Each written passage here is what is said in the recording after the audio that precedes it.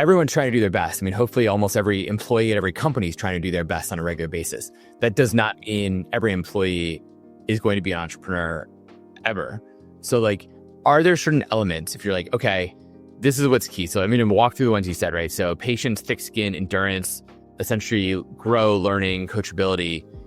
Well, I think you also have to have a very certain personality, right? Like being a startup founder is not for everyone, for sure. Like you need to have some serious drive for doing what it is that you're doing, right? It's pretty painful, right? You have to go through so much shit and like ups and downs and whatnot.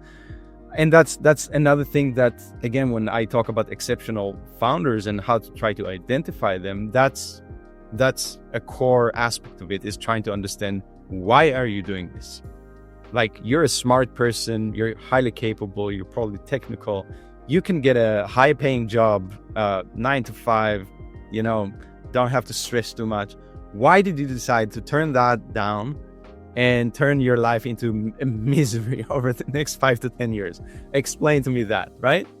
And I think the strong founders would be able to demonstrate that there's some need inside of them to build something, and that why can be very different for some people. For one founder, it may be because through they experienced the problem themselves. It was so big, so acute, and they were like on a mission. I need to solve this.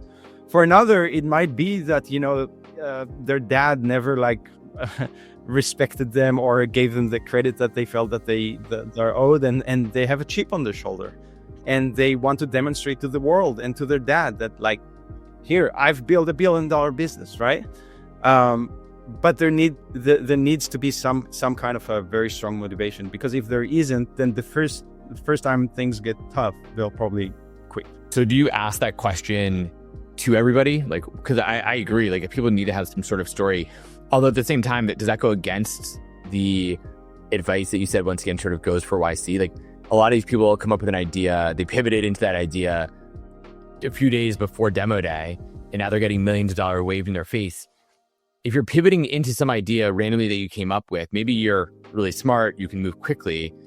It's hard to imagine that you're necessarily passionate about that idea and have a... Right, that's true. So if someone tells me that, they're building this business because they're so passionate about it, and then on the next sentence, I realize that they pivoted to it like 2 weeks ago, that's a red flag, right?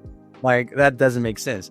And very often I feel with these type of questions, you may get, first of all, it's not just about the words that come out of the founder's mouth that matter. So I think over the years, you learn how to pay attention to other signals as well. And very often, it's not, you have to ask the question a few times from different angles.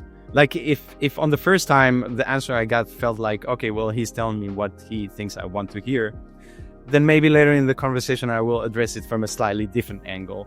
And eventually, like, you get a pretty good sense if things add up or not. And if they don't, then you start having some sort of like a gut feel of like, And again, over the years, I've done this long enough to know how to like listen to those gut feeling, because like more often than not, they are correct.